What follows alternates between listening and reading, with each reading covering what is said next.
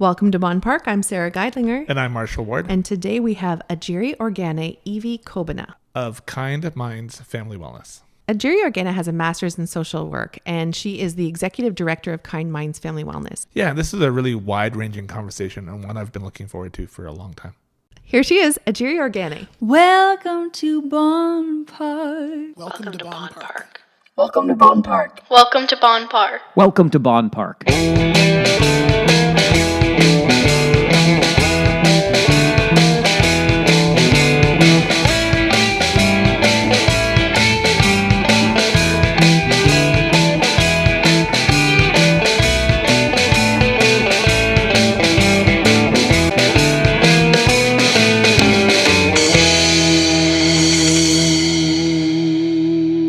Do you enjoy Bonn Park podcast?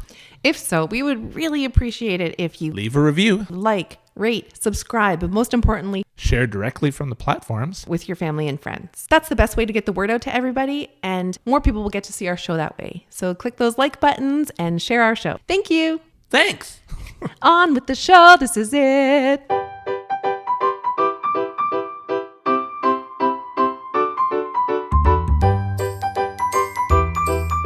Bonn Park is supported by the St. Jacobs Farmers Market. The market is a community landmark of more than half a century and is the largest agricultural market in Canada. Whatever you crave, you'll find it there. Whether it's country classics like fresh apple fritters, cinnamon rolls, and Oktoberfest sausage on a bun. And the market also has a world of flavors to explore with Korean, Vietnamese, Egyptian, Haitian, and Mediterranean cuisines, among others.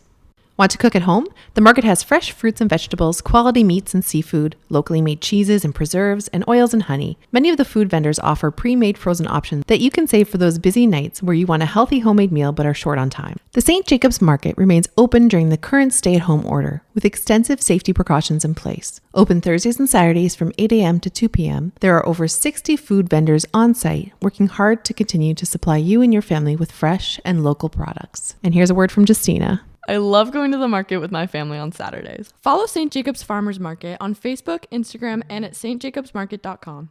We are supported by The Wine Cellar. Serving Waterloo Region and beyond for a quarter century, The Wine Cellar, a craft winemaking shop, makes wine for every taste. Customers come from across Ontario for their Hungarian oak barrel-aged wines, from the California Cabernet Sauvignon to an Italian Amarone, and everything in between. Whether you're planning a quiet evening for two or a wedding, The Wine Cellar will provide a perfect pairing for any occasion. The Wine Cellar shop at 300 Gage Avenue in Kitchener, an essential service, has always been a clean and sterile environment, and now the staff are taking even greater precautions to ensure the safety of all. Check them out in person or at winecellarkw.com. Life is too short to drink bad wine. Bonn Park is supported by Central Fresh Market. Central Fresh is a local fixture in Waterloo Region, serving the area for more than 58 years. An estimated 11,000 customers a week visit Central Fresh, where every precaution has been made to ensure the safety of customers and staff. Central Fresh always stocks the highest quality meats and fresh produce, as well as brand name groceries at competitive prices. The staff at Central Fresh prepare meat daily at Kitchener-Waterloo's largest fresh meat department. Ask for your favorite steak or roast cut to any size you like. Delicious fruits and vegetables are delivered daily to Central Fresh Market from the Ontario Food Terminal. And Justina says, Visit Central Fresh Market at 760 King Street West and check out their weekly specials at centralfreshmarket.com.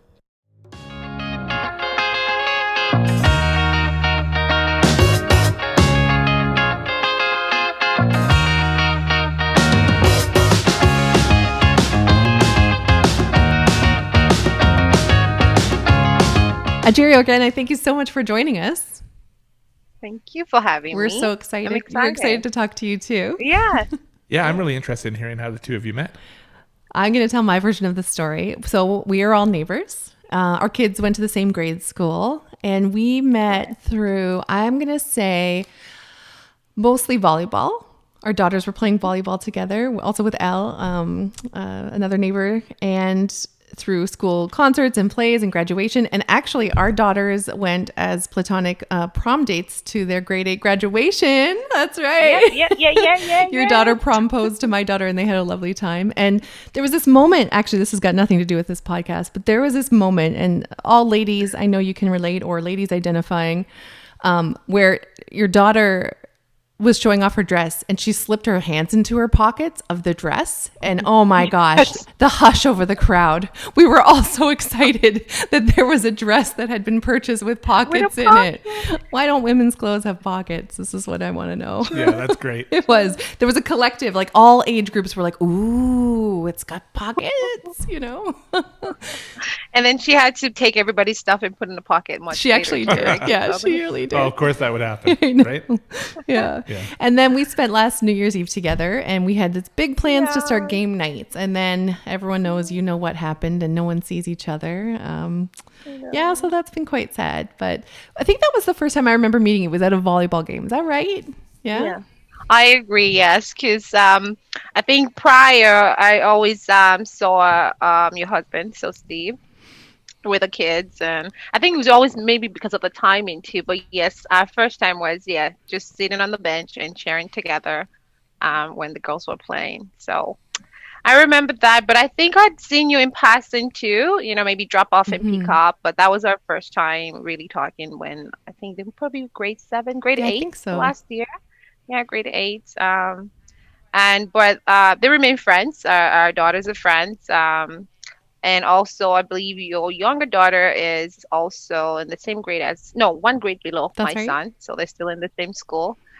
Moments that I remember, aside cheering and having side talks over volleyball, I still have because I love that you're vegan. I love the meatball that I tried last year and it's become a household recipe. Oh, good. Steve gave that to me. Sorry, Steve is still in the show at the moment here, your husband. He gave me a wonderful meatball recipe, homemade, and I love that.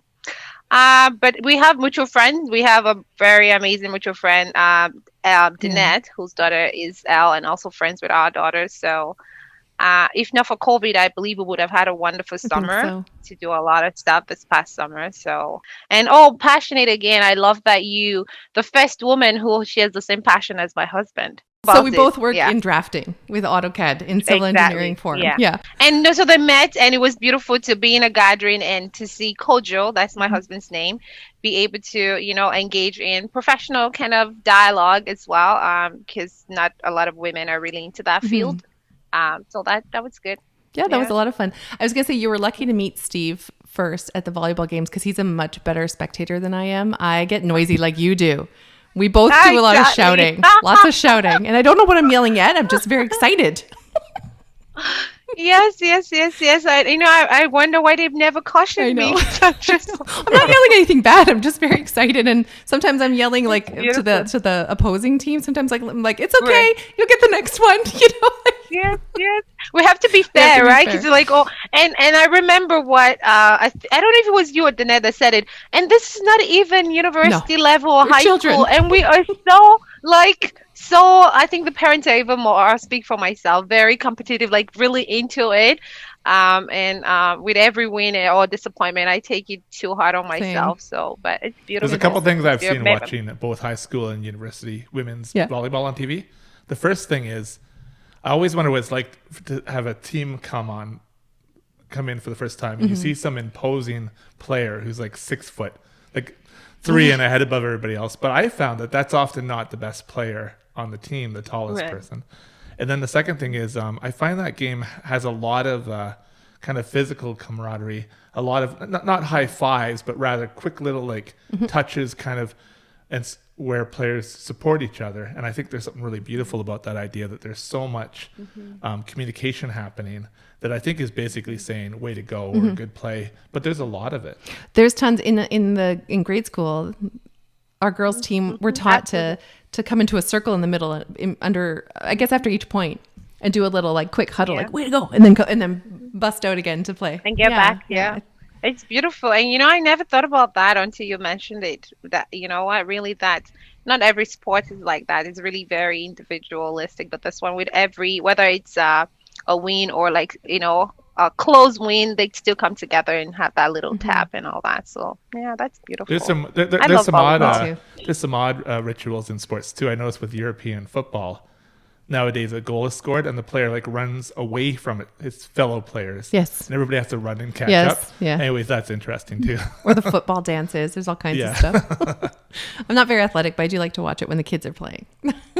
It's beautiful. But we should talk about you. That's the reason why you're here. Oh, it's okay. We can go on anything. I'm here. What would you like to know? So you have a master's of social work. This Correct, is one of the yes. most important jobs in the world, I believe. I've met a few social workers in my life because my mom was mentally ill. We often needed a social worker in our care group to help us navigate the systems. And man, do they work hard for their money. That is for certain. They're always hustling and bustling, trying to get the job done just to help the people. So you have a master's in social work and you're the executive director of Kind Minds Family Wellness. It's a role that I take. I'd say it's a huge honor to be able to work with professionals in our region and surrounding area, and especially in that capacity as executive director. It was a big challenge to embrace, but I'm loving it. I get to work with a lot of great people from the different departments and expertise that people bring to the table. My role basically is really making sure that we are adhering to what we set out to do. I am accountable to the board of directors, but at the same time, I am ensuring that the operations, right, the day-to-day stuff is going as needed. We have counseling stuff going on. We have community engagement, and research is a big component of the work.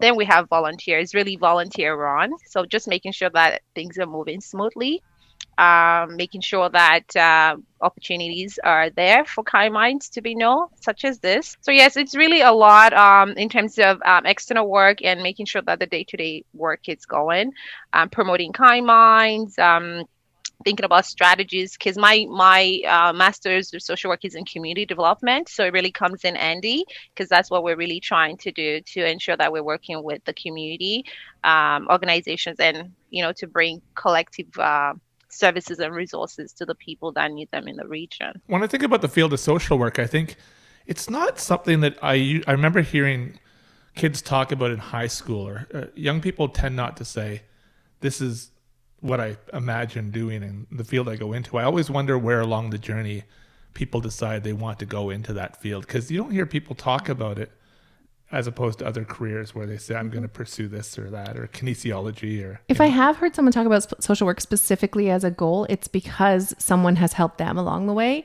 But what's your story? What brought you to this work? Yeah.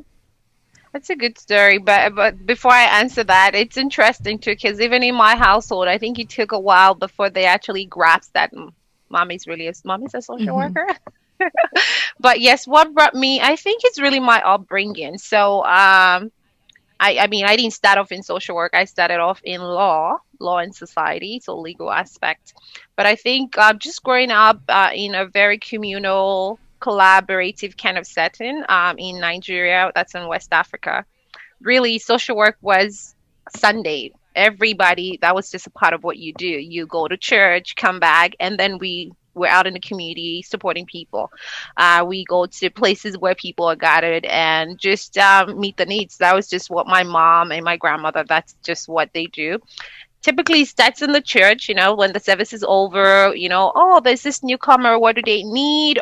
This individual who's experiencing some conflict at home, how can we support them? So those are the things that I've observed. However, to me, I didn't know that is something that could be done professionally. So social work was just part of your family and your community. Correct. It was just a very collective effort where you see the need. And if a family or a group of persons can meet that need, it's really, you just do it without expectation of a reward. You may never even see that person again, but you've noticed this need and you meet, you're driving along, you see things. So these are things that I observed my mother, specifically my aunt, mostly the women in my life do. So crossing to social work wasn't until I came to Canada. And I will be honest, that's when I started here in social work. And I came as an adult. I came here for school. And so started off with law and society. And like you said, I think it was Sarah, you mentioned that sometimes it's when you meet someone. I think for me, it was really more like a career counselor that I met. I was thinking to shift gear and just really not knowing what to do or which course to go. And then she started telling me about what's your passion? What do you enjoy doing? And I started off with law and society because I really want to do community work, justice, make sure that there's social justice, that kind of stuff. But I wasn't really feeling the legal piece, especially in Canada, and the legal terms and how I know things in Nigeria is totally different, right? So I wanted, what are some of the things that I can transfer based on my values and things that I know? I love law. I may still go back there one day, but can I just do something else? And that's how social work came about. And I wanted to taste social work first, so I started with my first degree was in social development studies, just to really find out, social justice, gets used to how things work in the Canadian context. I loved that. I finished that. Then I decided to go for my Bachelor of Social Work. And and then after that, I said, okay, then I'm going to do Masters of Social Work, because along the way, it was not just the academic piece. I was able to do a lot of community work. I was able to volunteer. I was able to, say, okay, what, I want to know how social work works in a shelter setting. Then I'll go check it out. How does it work in a church setting or in a criminal justice system, in the legal aspect? And so I had opportunity to do all of this. And and so I said, you know what, this is it. So I did the Bachelor of Social Work, and I haven't turned back since then. We were talking to Mike Farwell last year. He's a radio broadcaster on 570 News, and he does a lot of work for cystic fibrosis in the community. And one thing that we talked about with him was volunteering and giving back in your community has such a beautiful selfish quality. You feel like a better person. You are a better person. You are more of a whole, complete soul when you're giving back to your community somehow. And he and I had this conversation. I don't necessarily know if the driving force for volunteering for me has ever been that selfish feeling, but it's what keeps me going back. So what I'm wondering is, because it's a choice here, a lot of us can get away with never really lending a hand and living our lives the way that we do. I recently rewatched Seinfeld during COVID, and that's how the whole series ends. They get arrested for not helping anybody ever. Yeah. But what I'm wondering is, in Nigeria, growing up as a little girl and seeing your family and your aunts and your grandmother, seeing them just ingrained in that role, you don't even probably take a second to think about that selfish second, that moment where you're like, oh, this makes me feel good, so I'm going to keep doing it. It's just part of what you do naturally. Is that right? Mm-hmm. Correct. Yeah. It was, and I think that's what sustains. Because I will say, and I'm not going to come here and say, oh, my journey has been perfect. It was, it was challenging for an immigrant, coming in and wanting to dive into social work. I'll give a great example. I always talk about with my colleagues was, there are different values, and I have cultural values, right? And I always say that we have different selves. So there's my professional, there's my personal, my spiritual, my political, and all of these as a social worker, it comes together and it informs how you do your work, right? How you make decisions in addition to what you learn, right? There are those things that are inherent. So as an African or an African young lady starting off in social work, one of my challenges was, one of my placement, I had to work with the elderly population. And that was a culture shock for me, because where I'm coming from, the values or how we view elders are very different, right? They are the knowledge older, they know it all, right? You're going to them, they're not coming to you, they're not seen as dependent, the values are different, right? So for me, it was really those kind of things that caused me to almost start to think, like you're saying, it's not a selfish thing, but I'm always like, but this is not what I want. This is not how I do things. But then I exposed myself. I remember doing some stimulation, and that has been actually the best experience until today. I am very passionate about working with individuals and older. Even one of the groups that I really pushed for that we are running right now, even in this pandemic, is a virtual group for seniors. Just because it just takes it back to home, and I've embraced that, this is a Canadian context, this is how things are, but then also, what can I bring to the table, right? And how can we meet in the middle? I haven't had moments where I have to think and really question are really when I'm trying to do something different, in comparison to what I've grown up knowing and all those values that I have before coming into Canada to study social work. So I have moments like that where I have to have that internet dialogue and then be intentional to put myself there. Yeah, it's the same thing with mental health issues and challenges. I'm coming from a culture where we don't really believe or with in mental illness, right? It's really like the depression and all of those things are really not at the forefront of the table. And then coming here and then learning all those things. So yeah, I had interesting times at school, and I'm very grateful for the colleagues and the professors. They always enjoy to listen to my stories. I have always thought community development is a very mysterious thing. I've been a part of things where I've seen people's initiatives and efforts to try to bring community together, or a group. Maybe it's create an arts incubator of these artists who are going to be supported and work. And for whatever reason, it just doesn't come together. It doesn't work out. So it remains very mysterious to me as to why there are other times where a community is built and it's magical. Like it's so. Do you think it's cultural though? Yeah, I don't know. I guess what I'm asking is when you work in that field, do you somehow get a little bit closer to understanding how to build something from scratch, from start? Yeah, absolutely. I think that honestly, if you're going to do even though it's theory, but in practice, it is true. You really cannot. Nothing will be sustainable or have equitable outcomes for people if you're not really immersed in that community or in that culture. And our culture can be objective, right? Culture could be me talking about my Nigerian culture, or could even be I also have different subcultures because I have assimilated into the Canadian culture. I have children who were born in Canada and have their own culture. I'm married to a man who came when he was 8 years old to North America, and he has his own culture too. So whether it's in the family setting or in the community, it really boils down to you really getting to know the people.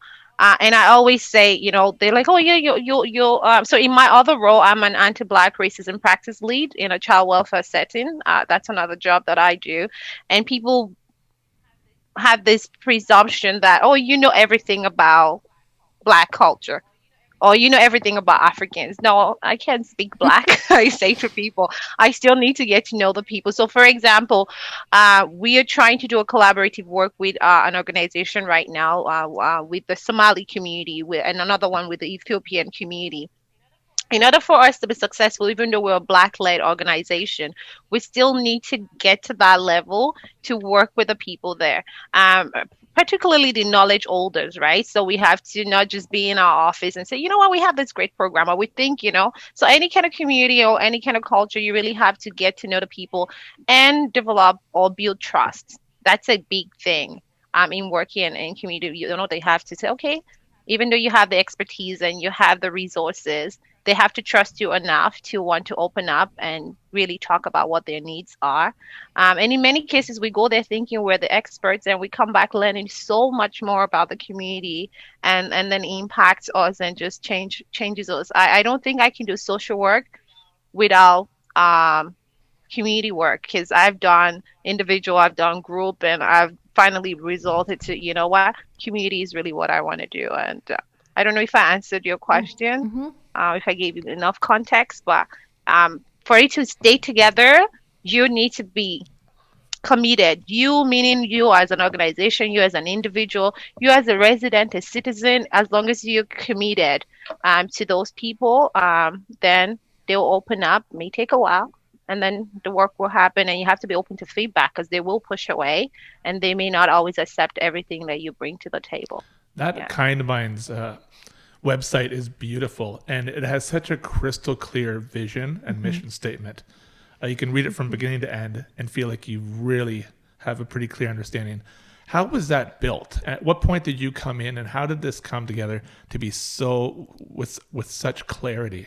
Keep myself a little credit. Good. Well, it was myself and our team. I think how we came about was we wanted to be intentional, right? We wanted to, and we still want to keep that going. Intentional, open, but then we also want people to know our story. Even though we're still very new, we needed to portray or to let people catch that, this is something that it's almost like an iceberg, you say, right? You see the tip, right? But we wanted people to know that this foundation has been built based on the needs, informal needs assessment that we've been doing. Myself and other professionals, we work in fields and we've seen the gaps in services, specifically to Black identifying people. We don't want to duplicate services because there are people that have been doing this work that are committed to working with Black persons, whether it's a big organization or a small grassroots organization. But based on weaving in and out of these systems, whether for work or even us receiving services from these organizations, what are some of the things that we've noticed so that we can put it down? So, for example, it's hidden, let's say a Black person who identifies as Black wants to come to us, they need to be able to see that, okay, kind mind family wellness, they know what they're talking about. They've seen the need. So, okay, I don't have to go and then be saying my whole story over. And on the flip side, for people who we're going to collaborate with, partner with, whether it's small or big mainstream organization, they also need to recognize that, you know what, this is why we're here. We're not here to duplicate services. We're here to meet the gaps. So that's really how we thought, you know what? These are the things people are saying, clients are saying, even in our other roles, that some of us are even experiencing the feeling of, I'm just overwhelmed. You know, I have two of these organizations that I'm working with, and I still don't feel like my needs are being met. I still feel invisible. So those are the voices, like a collective voice of the needs that we decided to put on the website so that whoever is reading it really knows that we're very intentional about what we want to do and what we're doing. So you mentioned how the Black community specifically struggles through the social services of our area and of our region. Can you explain sort of where those gaps are and why they're still there and what we need to do better? I think it's really around, and to say, I'll work back, I'll say we're in a different place now over the last 12 maybe since the pandemic, since Black Lives Matter. When I say we, I mean Waterloo Region as a collective. Why are we where we are, or why are these disparities, I will call? It's really around many of these systems when they were put together did not necessarily have a Black person sitting there in terms of when policies were being developed, you know, practices and protocols. And somebody always says, and I don't know if I say this right, if you're not at the table, you're just going to be the menu. Yep. Or, you know, did I say that right? So. You're just on the menu. So, yeah. Yeah. Oh, you're just on the menu. Okay. If you're not at the table, you're on the menu. So, and I'll give an example of child welfare because that's one of my very many years, or I'm committed to that work. There is an overrepresentation of Indigenous and Black children in their system, for example, right? And why is this the case where we all interact with that particular system the same way? Why is it that more children that are Indigenous and Black are coming into care? So I'm just giving that as an example. It's really about looking at who are the front door of people at the front door. How are they interacting people? Are there some biases? Are there some systemic racism playing out? Are there some prejudice, right? Or assumptions that it's going to not let this Black person in particular weave in through. So I'm coming in and I just want to get a housing application. I'm moving to another type of social system. Are there some barriers there, right? Whether it's linguistic barrier or even just even understanding how the Canadian system works. Is there a lack of representation, right? I think as a Black person, if I were new to Canada, I'll probably feel more comfortable engaging or working with someone who is Black or whoever's, or maybe someone who speaks my language. So it's all this kind of barriers and cultural and having people to see, the need to make people see things from a different lens. Many organizations still work with, we're all equal. Everything is equal. And if you put that kind of notion forward, you're really going to not be able to have an equitable outcome for the people who come through your door. So in answering your question, what do people need to do? People need to start having practical dialogue with their team, with the organization, to say whether it's housing, whether it's social justice, whether it's immigration, whether it's food bank, whatever service you're providing, whether it's healthcare, the school system. We don't want to go into that because I really get too passionate about that. or the hospital, all the systems that provide, because they have good intentions to really meet the needs of the people. But the people who are interacting with this diverse population, in this case specifically Black people, what training or awareness do they have into how to not just engage but to work with people with diverse culture, right? So one of the things that I do in my other role is also training and workshops, and you'll be surprised many people just don't think about these things. Their heart is in the right place, they really want to support people, but they don't appreciate the need to be intentional and to kind of customize their approach and their style of work with people who are not the typical um, Canadian bred or lived here and all of that stuff. But even I'll give an example. Even my daughter, even though she's born here, she's 15 now, Canadian, she still should not be navigating system the same way that another 15-year-old who was born here will be. She's a Black girl. So when she's interacting with a professional or a service provider, do they see her as a Black 15-year-old? Are there certain things that a Black 15-year-old may need in that context that someone else may not need that, right? So this kind of way, like just try to see the same thing if you're working with an Indian person or somebody from Pakistan or Syria, anywhere, but just really be intentional to see people and meet them where they are, and then you can customize the need. Because many cases they won't tell you that it's not working for them. They just can't. They just feel like they have to fit in.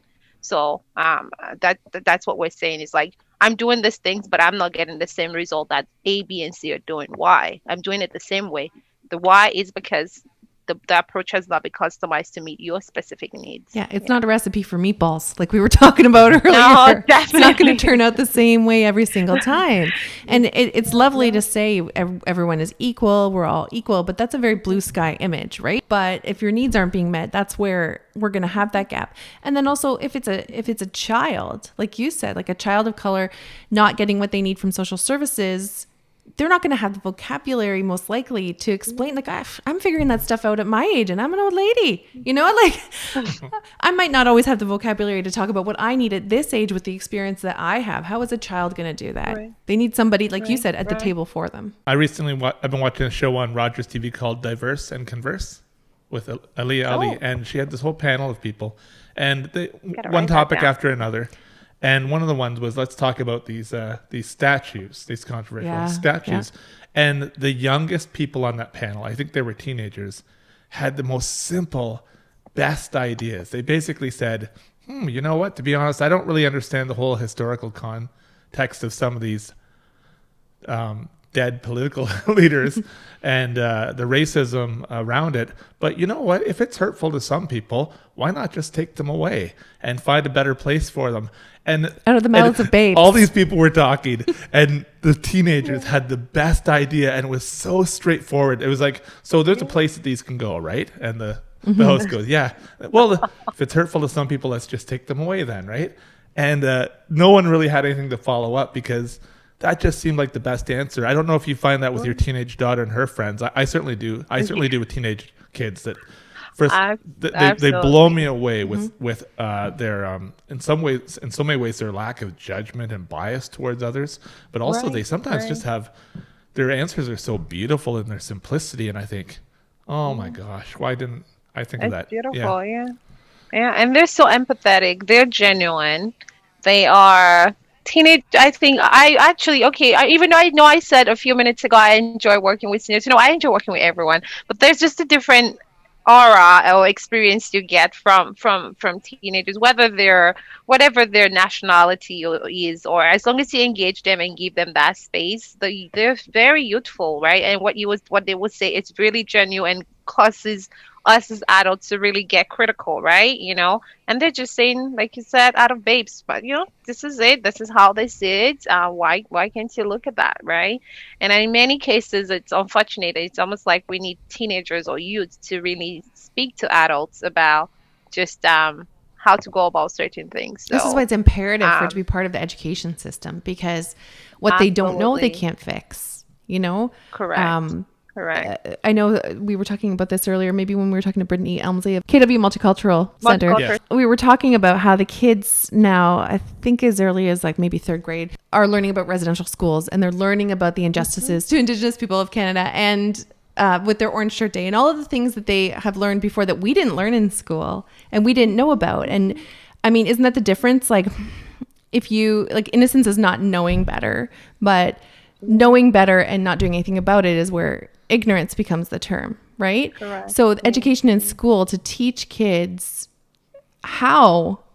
why, the history of what has been done to humans in the past and how to do better. I think it's already starting with all of the media. It's mostly in media that we see that the kids are especially becoming more sensitive to the LGBTQ plus community. Yeah. But I think there's still a long way to go. And music has done a great job in books. And Yes.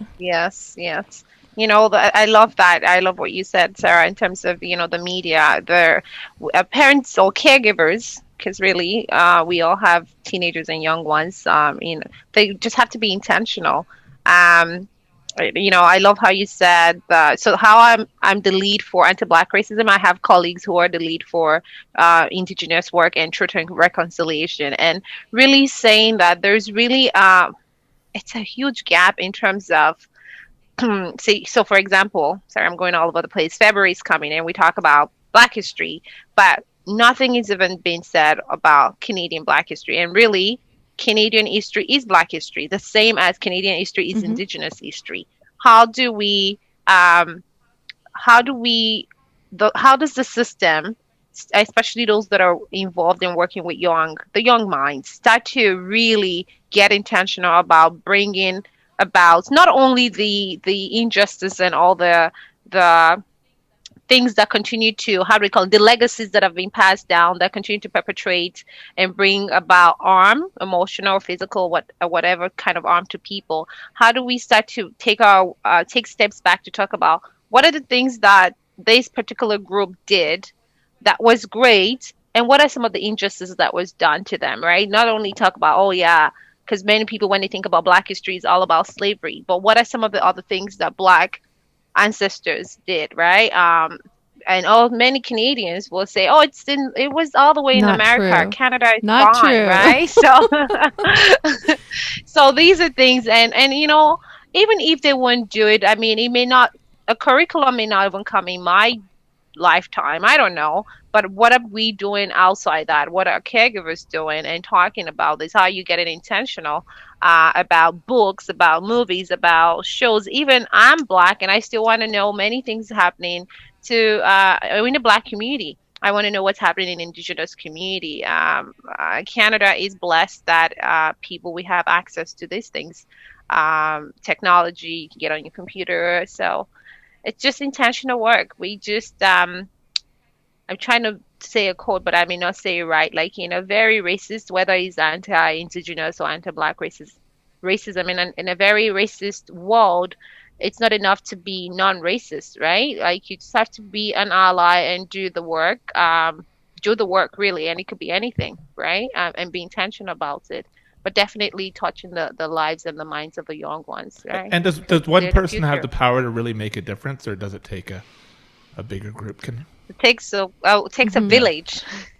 It takes a village, but it's like a ripple effect. Imagine how much you can do in your own circle, right? In your own network, right?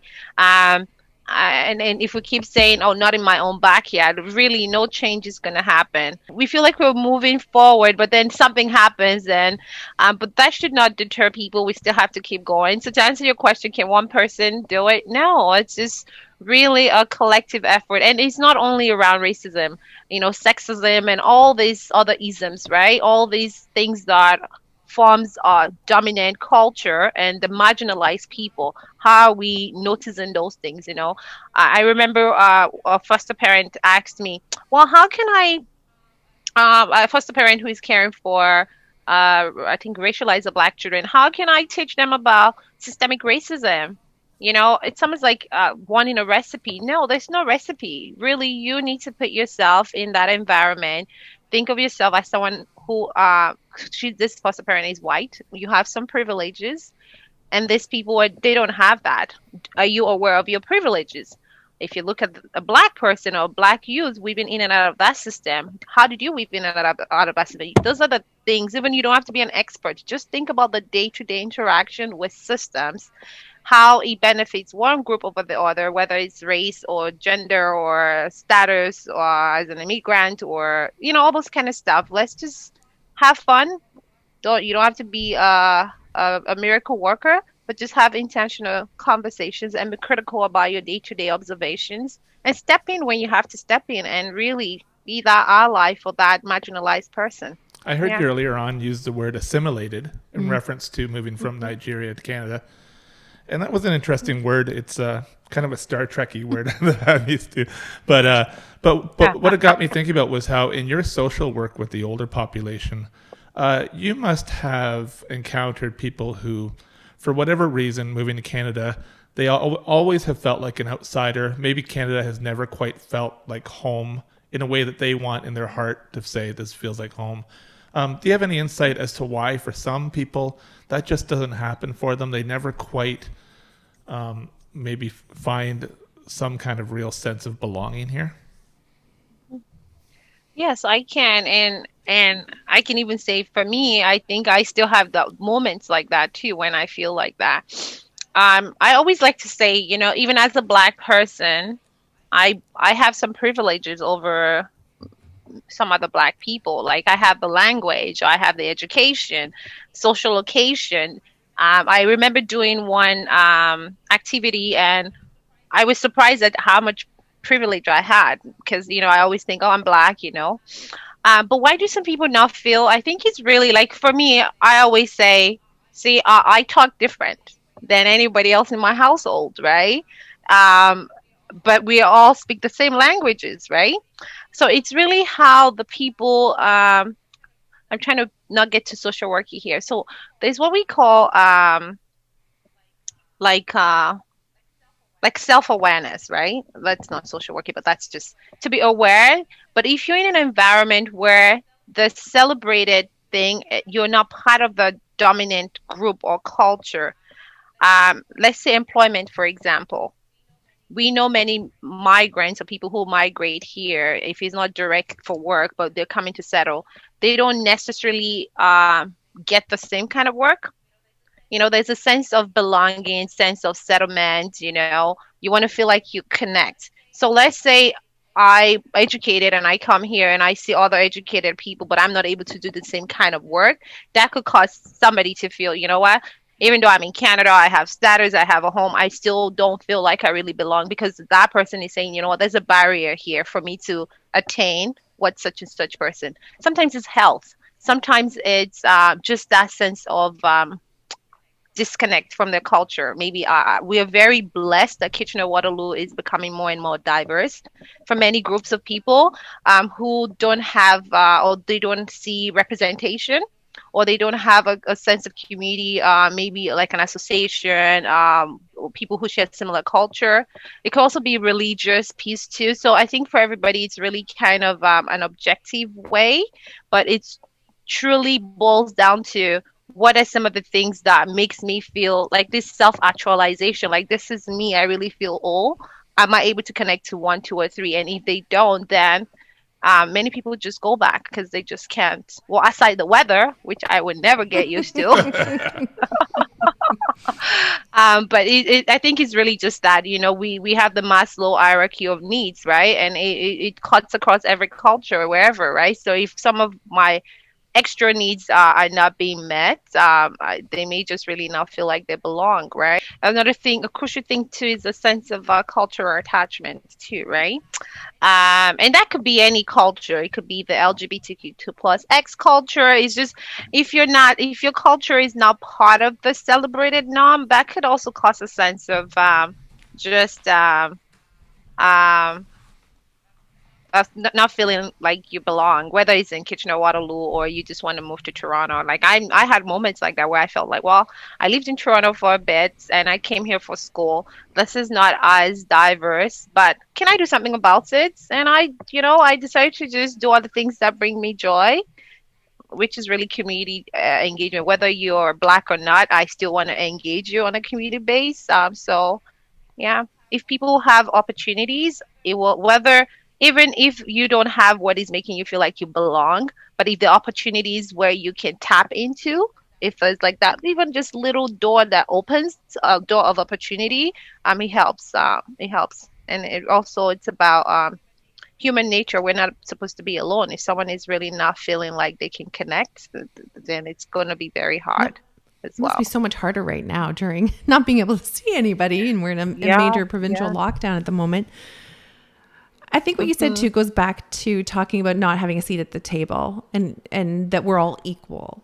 And I think, like you said, I think that's a very dangerous statement too, in that if somebody is dealing with their own intersectionality and what's being presented to them is we're equal, so fit into this equal thing that we're giving you. Here's our equal recipe, as you called it. Why can't you fit into that? That's going to be a very dangerous combination. It is, and I love that you use the word intersectionality. Yay! Because I actually don't know that word. You don't know this word? No, maybe I'll let the pro. I'll let the pro explain. It's just it's similar to what we've been talking about dominant culture. It's just really where all your identities come together.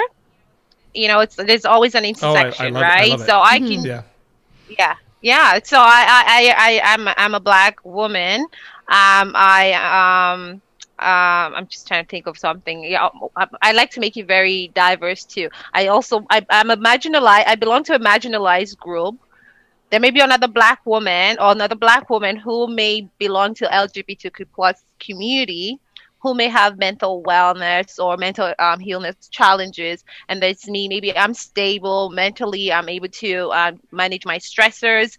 I'm maybe heterosexual, and I may be unemployed, and this person is employed. It's just those little identities makes your intersection, right? And it's beautiful to look at people at around the intersections that they have, because it's very beautiful, and it's also complex, because even within intersections there are dominant, there's some privileges, and then of course there are other parts of your identity that causes you to be further oppressed or marginalized, right, depending on the systems not represented that you're weaving in. Yes. I guess you have people with all different skill sets, and I'm talking about whether it's the work you're doing or your volunteers or your board of directors. Can you talk a bit about that, about all the different kind of skill sets that kind of come together there? I know I'm on a board of directors for a private school, how it's really important that we have somebody like the treasurer have some kind of accounting background. But I mean, I can truly see how the success of a board of directors especially comes from a diverse amount of skill sets, right? If we were all the same, that's the boring. From the same background, I don't know how we would function. How would we get anything done? Like, hopefully somebody has some legal knowledge, right? And anyways, can you go ahead and expand on that? Yeah, absolutely. Diversity is so beautiful. You know, we always say, you know, there's equity, there's diversity, and there's inclusion, right? And I always say, kind minds, we try to bring all together, right? Because we really want to appreciate. Yes, we all have the lived experience as a Black person. Or as Black persons, but what are some of the other attributes that we bring, right? There's things. I'm a female social worker, but what is the lens of a Black social worker, right? So we have people who have research background, people who are retired nurses, social work predominantly, psychotherapists,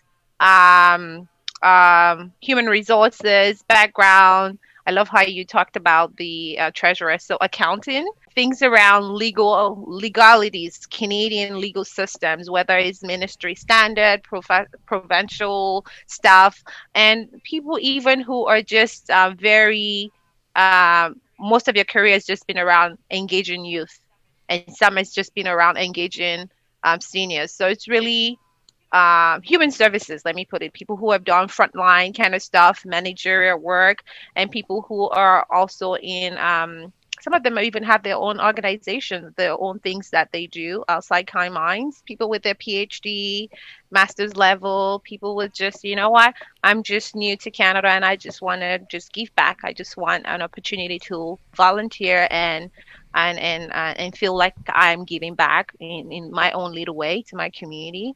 but predominantly social workers, though. And do social workers, does that job take an emotional toll on you? Are you able to go home and just kind of be at home and be with your family, or the fact that you're immersed in people's lives like this, is it something that you're carrying with you all the time and into the weekend? Is it something you can kind of just separate? Yes. Yeah, you know what? I think over the years, I mean, everybody's different, but over the years, it gets, then everybody, I mean, individuals have how they cope with every situation or with each situation. I remember being new in the field. It was difficult. And then also being new and doing child protection work and also having children of your own. And I also, another time I was working mainly with survivors of domestic violence. That does take a toll. Working with perpetrators of violence as well, and ensuring that there's no transference and that you're really in that professional space. It takes a lot, and that's why many people, I wouldn't say many, but for some who start off in the field, it's very difficult for them to, depending on which kind of work that you do. You will be triggered, absolutely. And I think over time, self-care, that's the thing. I supervise a lot of new people coming into the field, and that's what I always make sure I talk about. There has to be a way to disconnect. If it's staying extra 5 minutes in your car, in your garage before you go home, if it's just, get in there and just hugging the ones that you love, and just be in the moment. Sometimes you can check out easily, but many times you can carry something on for weeks, whether it's a client who died by suicide, or a child who's missing, so these things do take a toll. Nothing really prepares you for it. So for me, it's ongoing. But I've learned and I continue to learn different self-care routines that I can do just to really, how would I put it, check out and make sure that I'm there for my loved ones. And then when I'm not with my loved ones, that I'm really giving that undivided attention to my service recipients. So it takes a lot, and I don't think any social worker would say it's easy, because you may have 2, 3 easy days or 1, 2 months easy days, but you just can't predict. Human beings are very dynamic, right? And we work with humans, so anything can happen. Yeah. I love, Ajirioghene, I love your examples of self-care, because I often think the term self-care can become cumbersome for people, especially if you're in the midst of needing it. If you're in a place where you need self-care and everyone says it's time for some self-care, go out and get some.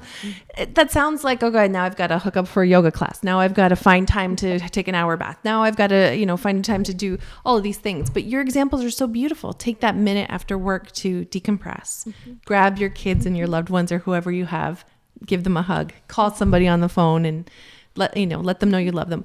Those are such easy, doable, lightweight ways to reconnect with the world around you, with your tangible world that's in your space. And I love that you said that. Absolutely. Mm-hmm. Absolutely. Mindfulness is something that I always preach as well, because especially since, with all that is going on in the Black community, and having to, even though I develop a material, but I'm presenting a material on anti-Black racism. Not only am I aware of how that will be triggering for me, but I'm also conscious of the people that I'm, sharing this material with. So I always say, sometimes, you've heard of vicarious mm-hmm. trauma. It may not be happening to you. It may be happening even far away, but sometimes we don't even know it's staying in our body, right? If we have other issues of our own coupled with this extra exposure, it's just really crucial. And you don't have to, necessarily say, okay, I have to now go to the gym or whatever. It could just be, like you said, those little things. Have a nice aromatherapy stuff going on at home. Make yourself a nice cup of tea. Just really, just have that moment, because how do we say it? I have a little bit background in psychology. Like, it does stay in your body. I just read a book called The Body Keeps the Score, and it talks about that. It talks about the pain points, the literal physical pain points in your body that your adverse experiences will create. And then your body will carry that on and then pass it to your offspring. Is wild stuff. Absolutely. Yeah. Yeah. Or sometimes too, it's just staying there and just waiting for the moment to just come out. And you can. I could be sitting down in a session and something that I haven't really taken time to take care of. It could have been maybe previous session or a previous thing that I was exposed to, and it may just come up right there, and I feel it, right, and it just really impairs you. And yeah, it's for me, I feel after 15 years of doing this work, I know when to pick new skills, and that's it. I can never say, "Oh, this is my absolute self-care." No, I am always, always, always open to new ones and making sure that, because every situation is different, right? Whatever comes to me, I always make sure, you know what, I have 10 options. Which one am I going to do, right? So, yeah, it's self-care is crucial in any kind of work like this. I want to ask, my closing question has to do with is the work that lies ahead for you, is it daunting? Like, this has been a remarkable year for you to be in the career that you're in for several reasons. But is the work that lies ahead, regardless of what's going on in the world, and is it something you can look into the future, like a year from now, or where you think things should be, or where you want to take things, or do you not look that far ahead? Oh, I do, and I believe it was just we had our end of year gathering, and I really wanted to put together a strategic plan, right, for the next couple of years, right? We all know that we're living in, I don't want to say the word, but unprecedented times, right? We don't know really exactly. The only thing that really that we're holding on to is really hope, right? It's just hopeful for 2021, right? So to say in terms of a year, I think if I take one thing out of the strategic planning, it's really to continue in collaborative work. You know, it takes a village. Really, you cannot move mountain on your own. And one thing that in my role, in both of my roles, whether it's as an anti-Black racism lead in the child welfare setting or as executive director here, is to make sure that I am really connecting with people who will bring about the change that is needed here in the region. The change, whether it's on the micro level or on the macro level, because there's change that this year, if anything, last year, 2020, exposed a whole lot. And because it just so happened that both of my roles are really focused on work with Black persons, I take it personal, and it's also a professional thing, because not only am I pushing for this change for the people who identify as Black in my circle, but also for other people in my personal circle. But at the same time, I'm also passionate about bringing everyone on board. You don't have to be Black to bring about change. You don't have to be Indigenous to bring about. You don't have to be white. Can we all, if we actually look at equality in that way, let's say, okay, we're all equal in our determination to bring about change, right? So the plan for a year is to really see where conversations around inequities and disparities are not just something that happens when there's something in the media. Like, it should just be like a normal conversation, like, oh, I saw that and that was not fair. I noticed that, what are we going to do about it? Well, who do you think we can talk to about it? That kind of conversation doesn't have to be highlighted in the media for change to come about. So that's really my challenge for myself and for Kind Minds for the next year, is to really get intentional, connect with people, and encourage people to really look at how they're doing things in their spaces.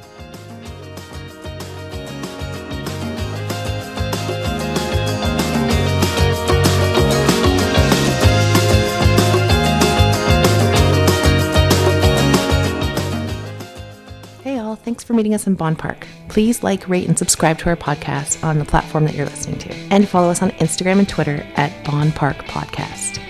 Original music by Alan Lung.